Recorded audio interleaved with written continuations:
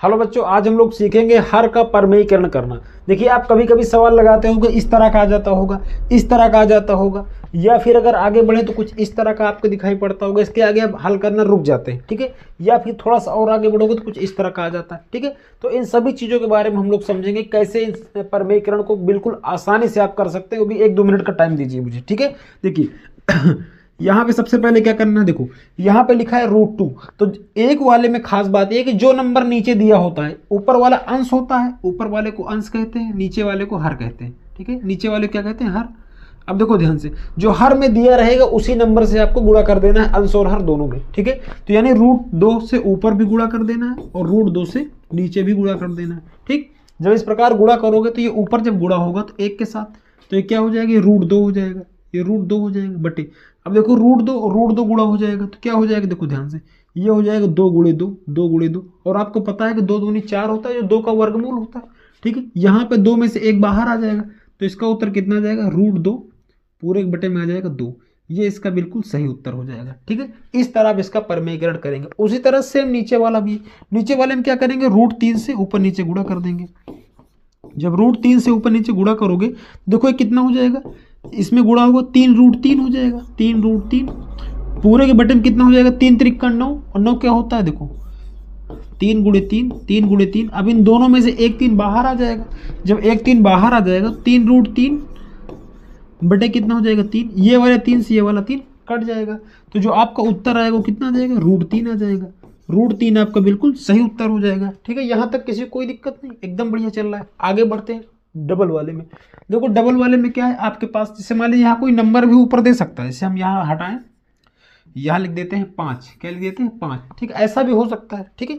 चलो इसको हम लोग हल करते हैं। देखो ध्यान से, इसको कैसे हल करेंगे, यहाँ पे देखो जो चीज़ दिया है नीचे वही लिखेंगे सेम, केवल चिन्हों का फर्क करेंगे, ठीक है। तो √3 और √2, ठीक, बटे √3 √2। देखो क्या करेंगे, यहाँ पर माइनस है तो यहाँ पे कर देंगे प्लस, और ऊपर भी कर देंगे प्लस, मतलब इसके उल्टा निशान लेंगे, ठीक है। इसका उल्टा निशान लेंगे। जो निशान आपके पास रहेगा, माइनस रहेगा तो प्लस लेंगे, प्लस रहेगा तो माइनस लेंगे, ठीक है। अब इसका गुणा करेंगे इसके अंदर, ठीक है। जब इसका इसके अंदर गुणा करेंगे, देखो गुणा मत करो, बाहर कॉमन लेके लिख लो, √3 प्लस √2। अब नीचे देखो, नीचे क्या हो जाएगा, नीचे देखो ये हो जाएगा, देखो ये a माइनस बी है, ये a प्लस बी है। ध्यान से देखो, फार्मूला क्या होता है, a minus B a plus B बराबर होता है, a बराबर हो जाएगा, बराबर होता है a² माइनस का b²। यही तो होता है, दिखाई पड़ रहा है, बिल्कुल सही। देखो ध्यान से, तो यहाँ पे a कितना है, √3, तो √3 का स्क्वायर कर देंगे, माइनस b कितना है, √2 का स्क्वायर कर देंगे। यहाँ तक किसी को कोई दिक्कत नहीं। अब देखो ऊपर लिखा है, इसका अंदर गुणा नहीं करें, कोई दिक्कत नहीं है, √3 प्लस √2, ठीक, पूरे एक बटे। अब देखो 3 का स्क्वायर कितना हो, देखो चाहे तो स्क्वायर करके काट दो, और देखो ये 2 से रूट से स्क्वायर कट जाता है, ये बात ध्यान रखिएगा।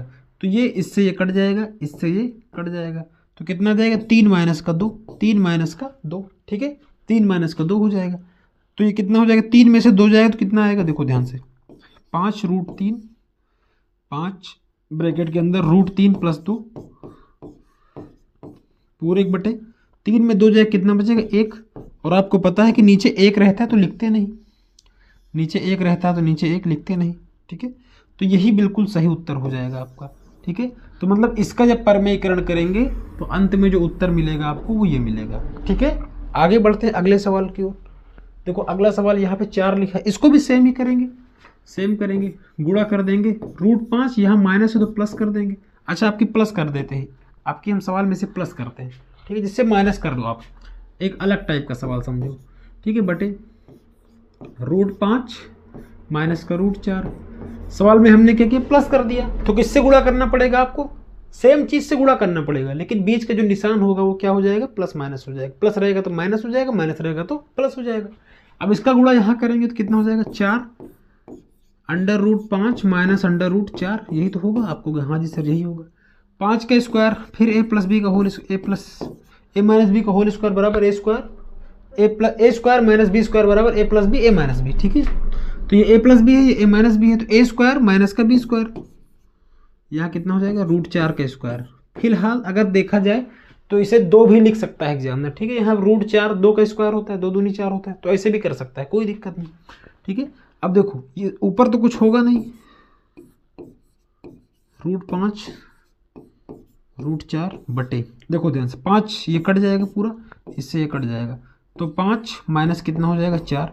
अब 5 में 4 जाए तो कितना बचेगा, 1 बचेगा, तो कोई मतलब ही नहीं 1 लिखने का, तो 4 ब्रैकेट के अंदर √5 और माइनस का √4, ये आपका बिल्कुल सही उत्तर हो जाएगा। मतलब इसको हल करने के बाद जो आपको उत्तर मिला वो ये मिला, ठीक है। चैनल पे अगर पहली बार आए हैं तो लाइक शेयर सब्सक्राइब जरूर करेंगे, ठीक है।